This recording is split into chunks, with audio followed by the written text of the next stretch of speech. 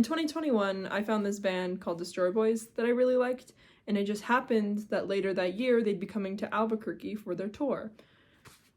Also around this time I made a friend. She also likes Destroy Boys, and she had been to countless concerts. She knew everything that you needed to know about the scene, and we both wanted to go, so we did what, very logical broke teenagers do. We bought tickets. Okay, rule 1 of the pit is no spikes or studs. Okay, that seems about right, but I really don't think I'll be in the pit. You will be. Now, put your arms in a defensive position. No, just up and put your hands into a fist. Cool. You're gonna try and hit with this here, but, shit happens. Like this? And I'm just supposed to run at you? Like ram into you? I don't really want to hurt anyone. Yeah, you're not gonna hurt me, I promise. Ready? Yeah, I guess. Just let go. You can do a 2-step or push. Do what you need to, okay?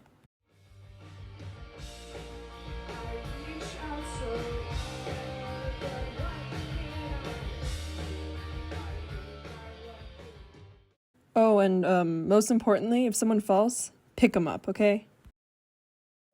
Driving to the concert? Yeah, that was the worst.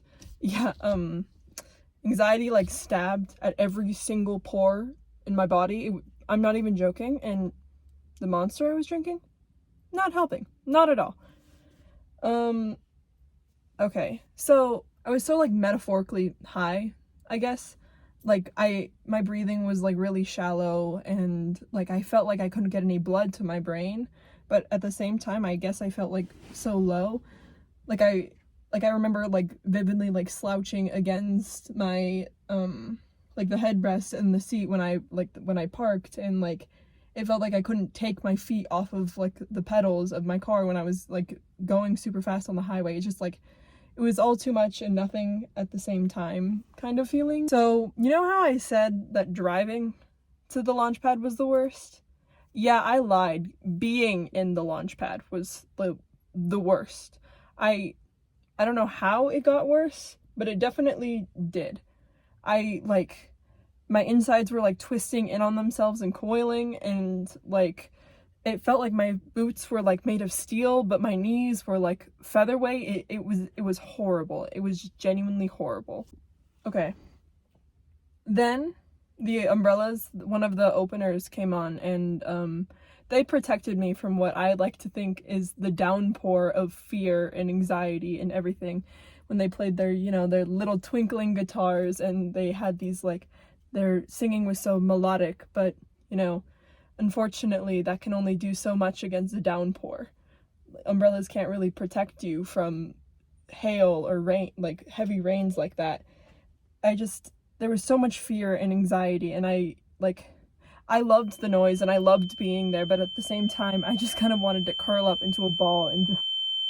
Suddenly there's this push beyond the known into the new skin, a new comfort in the unknown. And then there's disdain, a sudden sickness for everything I was. I was scared, horrified, I hated it. That profound wave pounded me into shore, and just then another, and then the next, and no longer am I suffocating under the waves, but they're allowing me to breathe. In the midst of all of the chaos, I saw another friend of mine, B. We had known each other in middle school, and we didn't hang out all that much together, but I loved being around them when we got to be science partners. And ironically enough, it was their first concert too.